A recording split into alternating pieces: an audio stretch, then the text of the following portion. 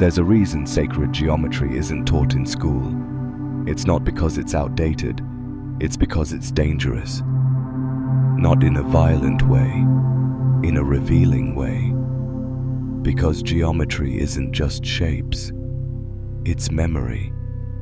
It's the original blueprint that reality still echoes through. In seashells, in galaxies, in the rhythm of your own heartbeat.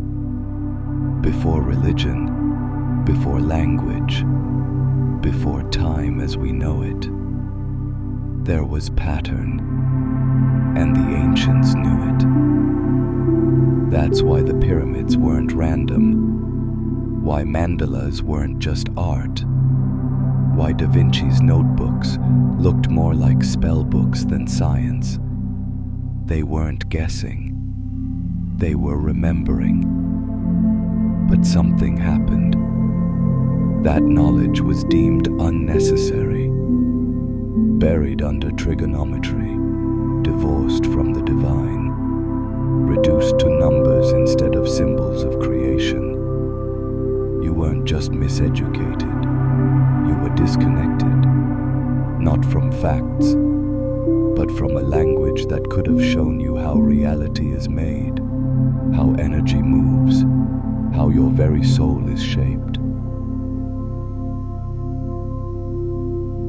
You were taught that a circle is just a shape, that a triangle is just 3 lines, that a spiral is just nature doing its thing.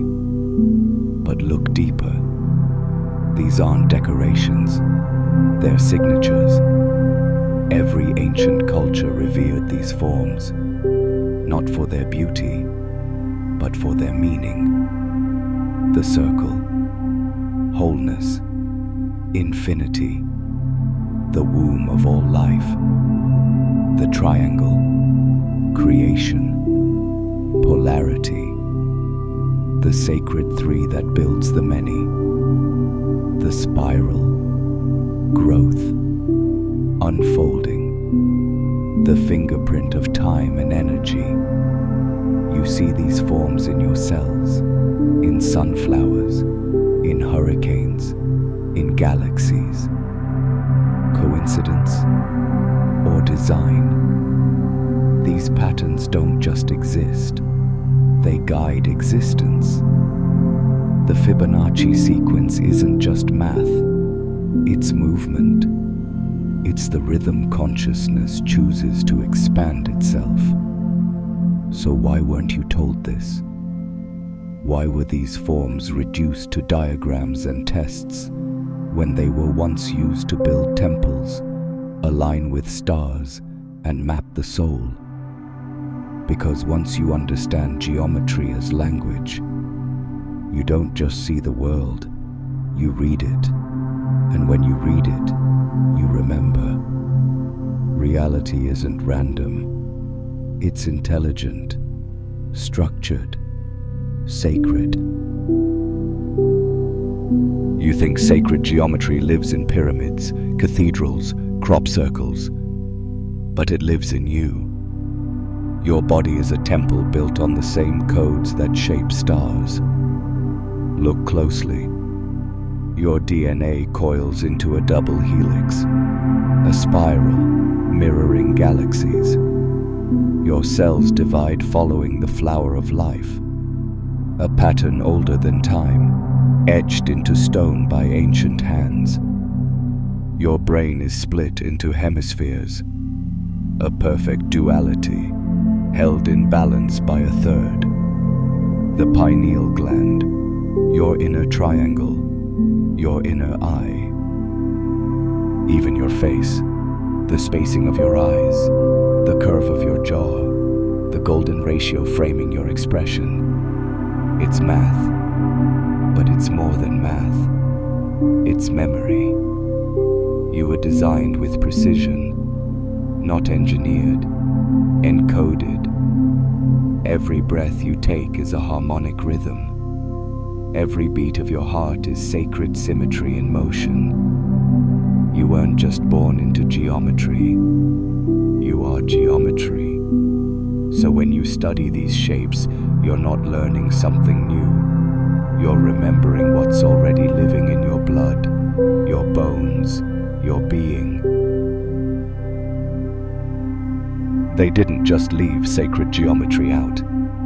They removed it, systematically, deliberately, because a human who understands that the universe is intelligent doesn't follow blindly. You start seeing patterns where they told you there was chaos. You start sensing structure beneath the noise. And worst of all, you stop outsourcing power. Because if the same code that built the stars is built into your skin, you're not small anymore. You're not random. You're woven in. And that kind of awareness is dangerous to any system built on obedience.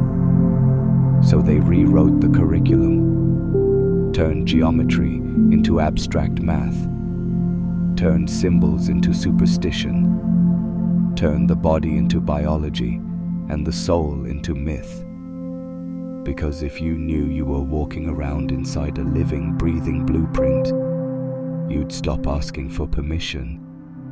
You'd stop playing along. You'd start seeing. And once you see, you don't unsee. You don't believe the lie that you're separate. You don't believe you're powerless. You don't believe the world is random. You start asking, if this shape is everywhere, then what's it trying to show me? Sacred geometry isn't just about what's out there. It's about what moves through you. Because if the same design that spins galaxies flows through your breath, your thoughts aren't private. They're energetic. Your intentions, they ripple. Your emotions, they imprint. Every time you speak, every time you move, you're sending a frequency into a structured, responsive field. You're not existing inside a machine.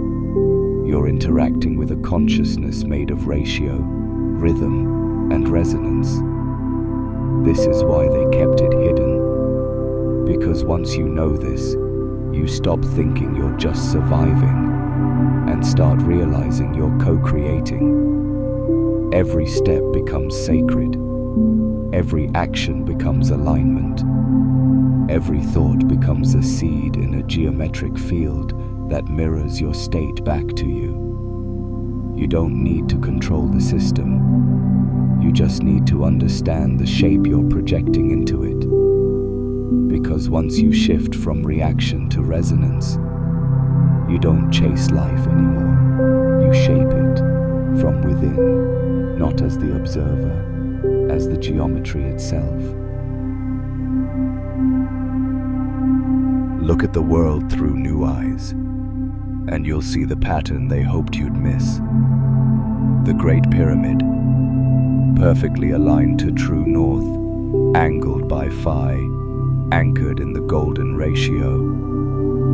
Stonehenge, not just stones, a celestial map marking solstices, equinoxes, cosmic gates.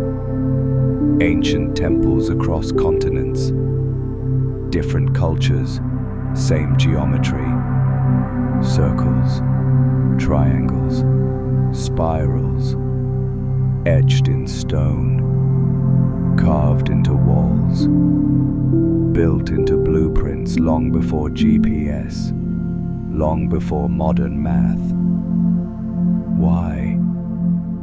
Because they weren't building monuments.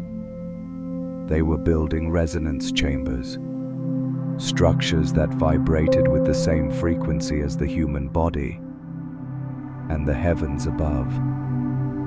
As above, so below. As within, so without.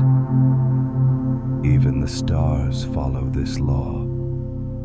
The orbits, the distances, the alignments, all trace sacred geometry across space. You were never meant to see the world as separate pieces. You were meant to see it as a living whole, with geometry as its pulse. And once you do, you stop looking at a building as stone and start feeling it as scripture. You realize the ancients weren't primitive. They were precise, and they left clues not for your eyes, for your awakening. This isn't about learning new facts. It's about waking up to a different way of seeing. Because once you feel sacred geometry, you can't unfeel it. You start noticing symmetry in places you ignored. You start hearing rhythm in silence. You start feeling design behind what used to seem random. You walk into a building and sense the energy before you see the structure. You look at a flower and feel the spiral not just as beauty, but as truth. You realize reality isn't just happening, it's unfolding, with purpose, with math, with meaning. And once you align with that unfolding, life stops being something you manage and becomes something you tune into. This isn't just awareness, it's resonance. The difference. Awareness sees the pattern. Resonance becomes the pattern. And that's when you're no longer a student of geometry. You're a vessel for it. You live in harmony. You speak in frequency. You move in code. Not because you're trying, because your system finally remembers. This is the awakening they never wanted you to have. Not because it gives you power, but because it makes you impossible to manipulate. You see through the surface. You feel the field. The spiral isn't here to be idolized. It's here to be mirrored. The triangle wasn't meant to be feared. It was meant to remind you of your own alignment. The circle isn't just a symbol of unity. It is you, when you stop chasing corners and start living from your center. These weren't decorations. They were invitations. Silent reminders etched into temples, tattooed on nature, coded into your own cells, all whispering the same thing.